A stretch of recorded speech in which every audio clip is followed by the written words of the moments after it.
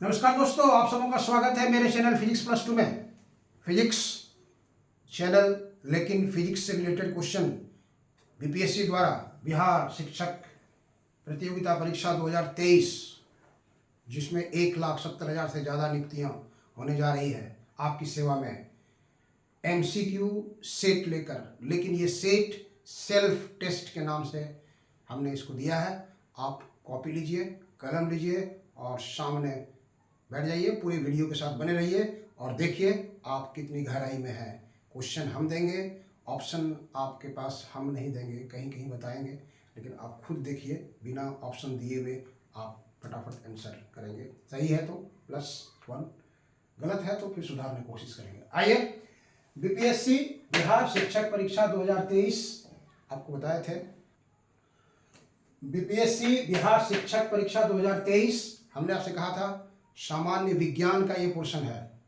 सामान्य ज्ञान का जब हम पोर्शन शुरू करेंगे जनरल स्टडीज़ का, तो हम आपको बता देते हैं शिक्षक परीक्षा जो बिहार सरकार के द्वारा 1993 से लेकर के 99-2000 तक हुई है, उसमें हम बांट देंगे। इतिहास का कितना क्वेश्चन आया है, पूरा वीडियो में इतिहास ही रहेगा, ठीक है। ज्योग्राफी का कितना क्वेश्चन है, पूरे वीडियो में ज्योग्राफी का रहेगा।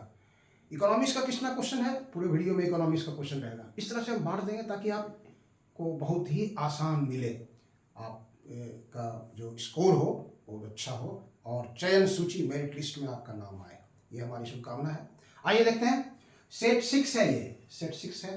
कलम ले लिए होंगे, कॉपी आपके पास होगी। आइए पहला क्वेश्चन डालते हैं। देखिए, पेप्सिन एक उदाहरण है। पेप्सिन किसका उदाहरण है वो आपको बताना है, किसका उदाहरण है। तो आप लिख लिया होंगे इसका आंसर, नहीं लिखे होंगे तो लिखिए। पेप्सिन उदाहरण है एक एंजाइम का, ये एंजाइम का उदाहरण है। बायोलॉजी से रिलेटेड क्वेश्चन है, एंजाइम का क्या कार्य होता है। एंजाइम का कार्य होता है प्रोटीन्स को पेप्टोन्स में कन्वर्ट करना। मान लीजिए दूसरा क्वेश्चन दे दिया आपको इस तरह से, एंजाइम का कार्य है, तो आप लिखेंगे वहां पर आंसर प्रोटीन्स को पेप्टोन्स में परिवर्तित करना, कन्वर्ट करना। आइए दूसरा क्वेश्चन देखिए, पित्तरस, इसको लोग कहते हैं बाइल डक्ट भी कहा जाता है, इसको बाइल डक्ट अंग्रेजी में कहते हैं इसको, का मुख्य कार्य क्या होता है। पित्तरस का मुख्य कार्य क्या है। पित्तरस क्षारीय होता है, क्षारीय होता है, ये बेसिक नेचर में होता है और इसका मुख्य कार्य होता है भोजन को अम्लीय से क्षारीय बनाना, मतलब एसिडिक नेचर से बेसिक नेचर में काम करना। इसलिए पित्त का मुख्य कार्य है भोजन को अम्लीय से क्षारीय बनाना। मैं आपको बार बार कह रहा हूँ, ये क्वेश्चन सेट हमने लिया है 1999 का जो हुआ है, उसी में से 1999 में 4-5 सेट परीक्षा हुई थी, 4-5 दिन डेट के हिसाब से। जून में हुआ था, जुलाई में हुआ था, अगस्त में हुआ था, सितंबर में हुआ था, तो ये उसी सेट का है ये क्वेश्चन। क्वेश्चन नंबर 3 आइए देखिए, एक सामान्य व्यक्ति 1 मिनट में कितनी बार सांस ले सकता है। एक सामान्य व्यक्ति का हृदय 1 मिनट में कितना बार धड़कता है, तो वो देखते हैं, उसका आंसर तो आप जानते हैं 72 होता है, लेकिन ये 1 मिनट में कितनी बार सांस ले सकता है, तो ये 12 से 20 नॉर्मल कंडीशन में।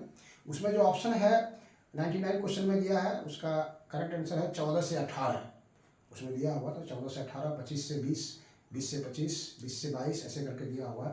तो नॉर्मल जो होता है वो होता है 12 से 20, ये नॉर्मल जो है वो 12 से 20 बार ये सांस ले सकता है। क्वेश्चन नंबर 4 देखिए, ये इंपॉर्टेंट क्वेश्चन है, ये इस तरह का क्वेश्चन आया हुआ है, अधिकतर पूछता है अवरक्त किरण, पराबैंगनी किरण, एक्स किरण और पराश्रव्य तरंगे में कौन विद्युत चुंबकीय तरंग नहीं है। मतलब इलेक्ट्रोमैग्नेटिक वेव्स इसमें कौन सा है, नहीं है। इलेक्ट्रोमैग्नेटिक वेव्स में कौन कौन होता है, विद्युत चुंबकीय तरंग में कौन कौन होता है, गामा किरण, एक्स किरण, पराबैंगनी किरण, अवरक्त किरण, दृश्य किरण, रेडियो किरण, सूक्ष्म किरण, ये सब विद्युत चुंबकीय तरंग का उदाहरण है। ये पराश्रव्य तरंग जो है ये नहीं होता है। पराश्रव्य तरंग और अपश्रव्य तरंग, मानव की जो सुनने की सीमा होती है 20 हर्ट्ज से 20 किलो हर्ट्ज, 20 हर्ट्ज से 20,000 हर्ट्ज। 20,000 से हर्ट्ज से नीचे जो रहता है वो कहलाता है अपश्रव्य, और 20,000 हर्ट्ज से जो अधिक रहता है उसको कहते हैं हम लोग पराश्रव्य। 20 हर्ट्ज से नीचे अपश्रव्य, 20,000 हर्ट्ज से ऊपर पराश्रव्य। तो ये पराश्रव्य तरंग जो है विद्युत चुंबकीय तरंग का उदाहरण नहीं है, इसलिए इसका आंसर यहाँ पर होगा पराश्रव्य तरंगे, पराश्रव्य तरंगे। अब देखिए क्या आपने आंसर मारा था, अगर आपने पराश्रव्य तरंग मारा था तो एक सही कीजिए, +1 लिखिए अपना, और हमको बीच बीच में बताते रहिएगा कि आपका कितना स्कोर आया, कि हम किस गहराई में हैं, वो आप हमको कमेंट करेंगे। 5वां नंबर क्वेश्चन देखिए, यहाँ पर आपको ऑप्शन दिया हुआ है, कॉपर, कार्बन, एल्युमिनियम और सिलिकॉन में कौन अर्धचालक है? सेमीकंडक्टर कौन सा है इसका उदाहरण? कॉपर, कार्बन, एल्युमिनियम और सिलिकॉन में अर्धचालक कौन है? तो आप उदाहरण लिख लिए होंगे यहाँ पर एग्जाम्पल। अर्धचालक में कौन सा है? तो सिलिकॉन, सिलिकॉन यहाँ पर जो है वो सिलिकॉन, हालांकि कार्बन भी आता है उसमें, लेकिन इस जगह पर जो सुटेबल एग्जाम्पल होगा वो सिलिकॉन, सिलिकॉन और जर्मेनियम को हम लोग अधिकतर यूज करते हैं। कैलोमल का रासायनिक सूत्र होता है, कैलोमल मर्क्यूरस क्लोराइड को कहा जाता है, इसलिए ये हो गया Hg2Cl2, ये कैलोमल का रासायनिक सूत्र होता है, मरकरी और क्लोरीन। क्वेश्चन नंबर 7 देखिए, 100 वाट का एक बल्ब 5 घंटा प्रतिदिन के दर से 8 दिन जलाया जाता है, कितना बिजली यूनिट खर्च होगा बताइए? पिछले वीडियो में क्वेश्चन था ये, मतलब देख रहे हैं, फोकस आप देख रहे हैं न्यूमेरिकल्स पर।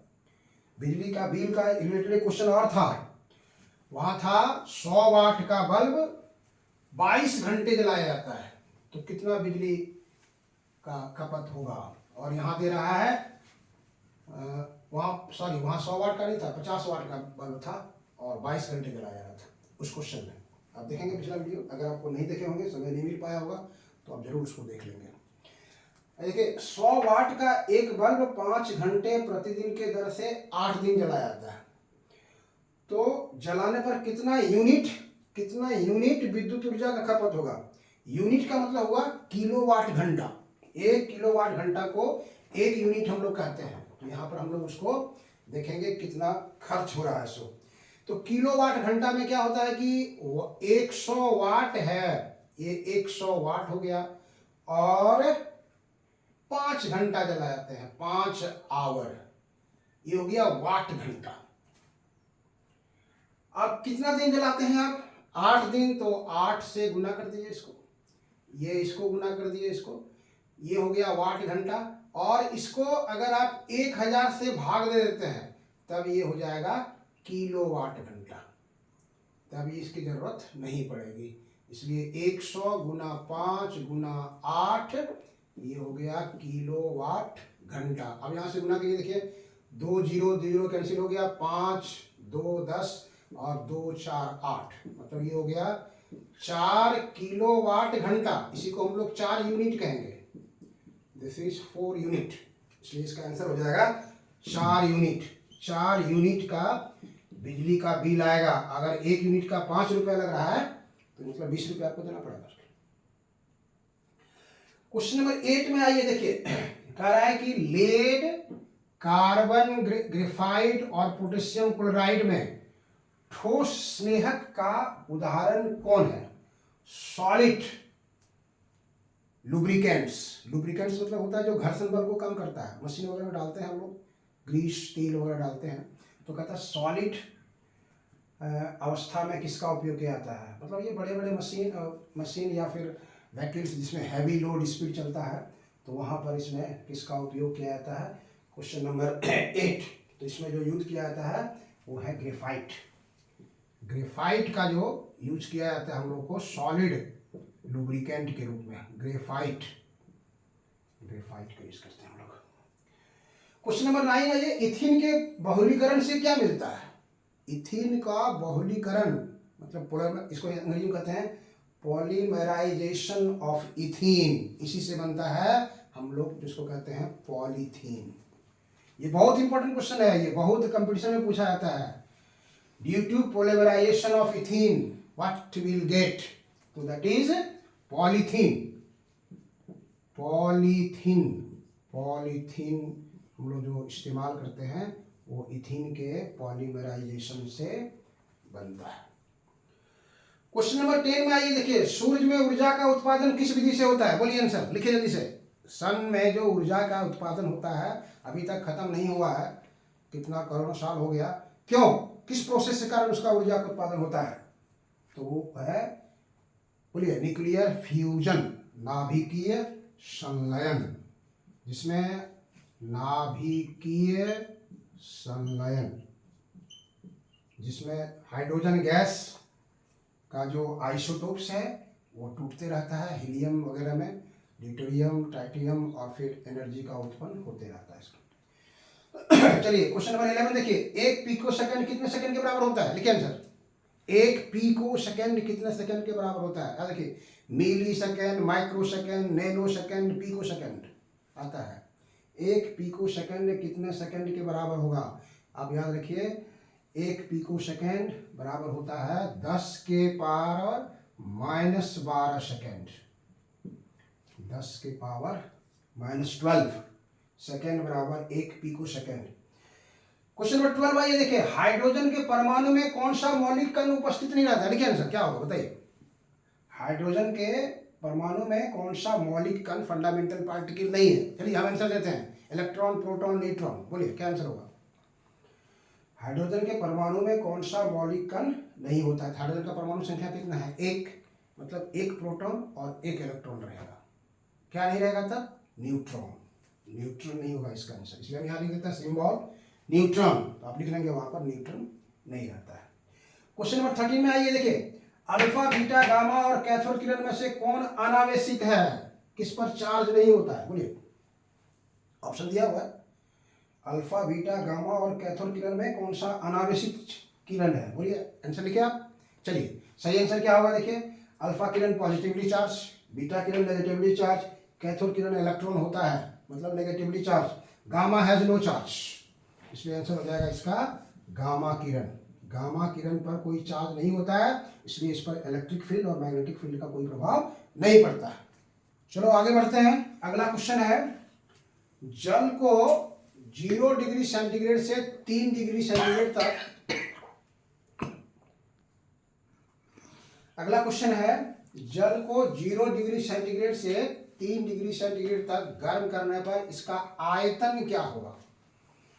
तो एक क्वेश्चन पूछा जाता है, जल का मैक्सिमम डेंसिटी कितना डिग्री सेंटीग्रेड पर होता है? तो जल का मैक्सिमम डेंसिटी का जो ग्राफ आता है इस तरह से देखो, ये इस तरह से आता है डेंसिटी, यहाँ पर ये जो है ये 4 डिग्री सेंटीग्रेड पर सबसे अधिक होता है।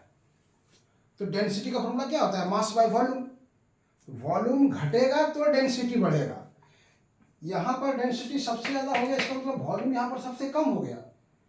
तो वाटर को गर्म करने पर 4 डिग्री सेंटीग्रेड पर उसका वॉल्यूम सबसे कम होगा। तो यहाँ कह रहा है कि 0 डिग्री सेंटीग्रेड से 3 डिग्री सेंटीग्रेड तक गर्म करेगा तो क्या होगा वॉल्यूम? ऑप्शन देते हैं, आयतन बढ़ेगा, आयतन घटेगा, आयतन में कोई परिवर्तन नहीं होगा, नन ऑफ दिस। तो क्या आंसर मारेंगे आप? क्या मारे? लिख दिए, क्या लिखे? घटेगा, नहीं घटेगा वॉल्यूम, यहाँ पर सबसे ज़्यादा हो जाएगा तब वो बढ़ेगा, इसलिए इसका आंसर क्या होगा? घटता है। 0 सेंटीग्रेड गर्म करने पर इसका आयतन क्या होगा? तो घटेगा, volume will decrease. Next question आइए, कौन सा ताप सेल्सियस और फ़ारेनहाइट में, फ़ारेनहाइट स्केल में समान होता है? कौन सा ऐसा टेम्परेचर है जो सेल्सियस में भी उतना ही मान देगा और फ़ारेनहाइट में भी उतना ही मान देगा? तो फॉर्मूला होता है, आप याद रखेंगे, C/5 F - 32/9।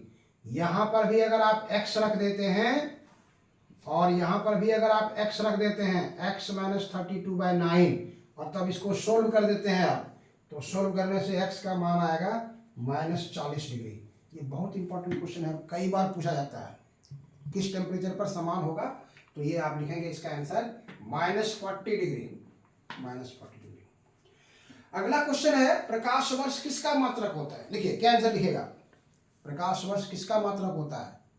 आंसर लिखते हैं, दूरी का, वर्ष है, समय का, द्रव्यमान का, किसका होगा आंसर? क्या लिखा आपने? क्या लिखा, लिख लिए होंगे आप हमारा आंसर मिलाइए। प्रकाश वर्ष किसका मतलब होता है, दूरी का होता है। ये नहीं कि वर्ष है तो टाइम होगा, सो नहीं। प्रकाश वर्ष का मतलब हुआ प्रकाश के द्वारा एक वर्ष में तय की गई दूरी, तो ये डिस्टेंस का यूनिट हो जाता है। चलिए क्वेश्चन नंबर 17 बताइए, चंद्र ग्रहण लगने का क्या कारण है। चंद्र ग्रहण कब लगता है, क्यों लगता है। आप जानते हैं सूर्य स्थिर है, पृथ्वी और चंद्रमा घूमते रहती है। कब लगेगा चंद्र ग्रहण, बीच में कौन आएगा, लिखिए आंसर क्या होगा, जब सूर्य और चंद्रमा के बीच में पृथ्वी आ जाती है, तब सूर्य की रोशनी को पृथ्वी रोक लेता है, इसलिए चंद्र ग्रहण आ जाता है। इसका आंसर क्या होगा, जब पृथ्वी सूर्य और चंद्रमा के बीच आ जाती है, सूर्य और चंद्रमा के बीच आती है, तभी ये चंद्र ग्रहण लगता है। चलिए अब आप चेक कर लिए होंगे कितना आपका सही हुआ कि नहीं हुआ।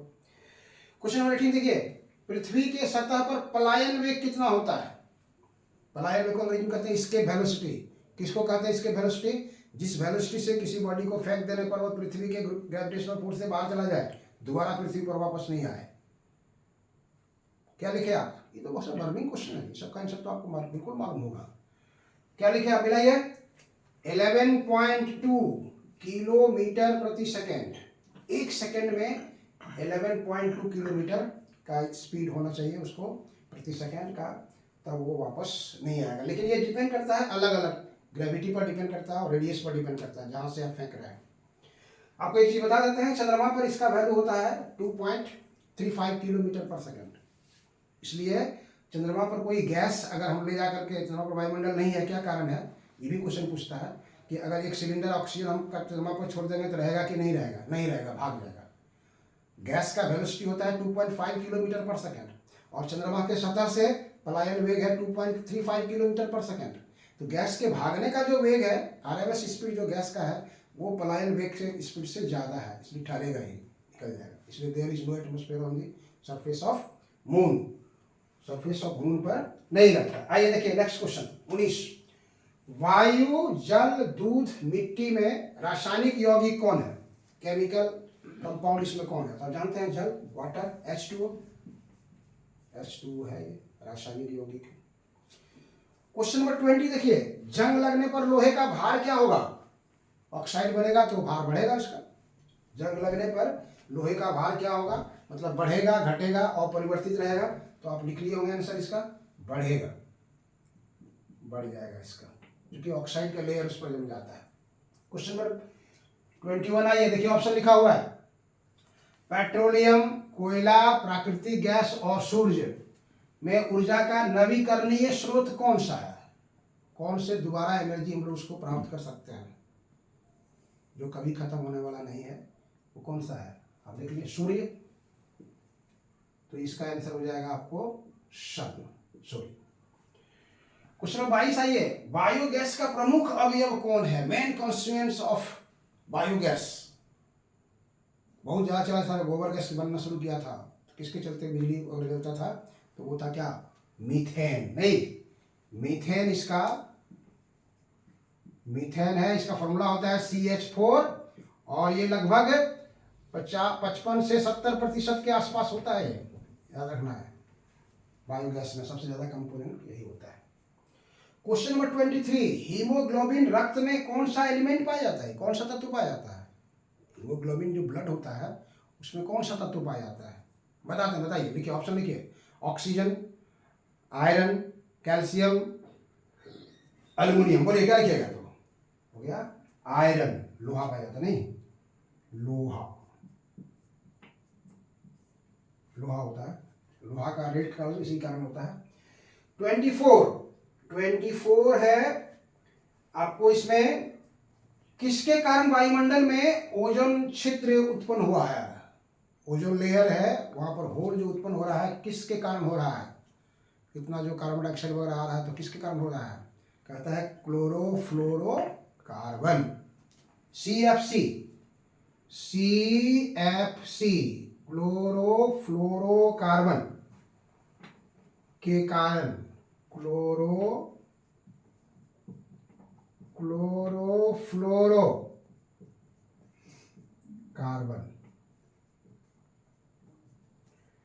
क्लोरोफ्लोरोकार्बन के कारण वायुमंडल में ओजोन छिद्र उत्पन्न होता है। क्वेश्चन नंबर 25 आइए। कांसा ब्रॉन्ज का अवयव क्या है? मतलब कांसा में क्या क्या मिलता है? एक आपको बताए थे वहां पर, उसके पहले था एक तो पीतल और यहाँ पर कांसा है। दोनों, पीतल का भी उसमें क्वेश्चन आया था, ब्रास का, और यहाँ कांसा है। तो इसमें क्या क्या मिला रहता है कांसा में? अवयव कौन कौन है? क्या लिखिएगा? बोलिए, लिख लिया सर? अब मिलाइए। Copper and tin, Cu plus tin Sn, इसको ये टीन कहते हैं हम लोग।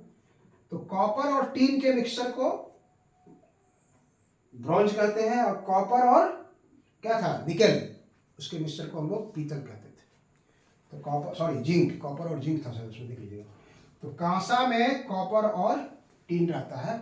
तो इस तरह का, अब आप स्कोर देखिए कितना लाया, इस तरह का स्कोर कितना आया आप उसको नोट करेंगे और मेरे कमेंट बॉक्स में डालेंगे कि मेरा स्टेप ऐसे चल रहा है, क्या करने की ज़रूरत होगी, फिर आपको हम बताएंगे। तो अगर आपको वीडियो अच्छा लगा होगा तो इसको आप लाइक करना, सब्सक्राइब करना और शेयर करना कभी नहीं भूलिएगा। फिर हम नेक्स्ट वीडियो के साथ आपके साथ आएंगे। इसी MCQ मेरा जारी रहेगा। चलिए, थैंक यू।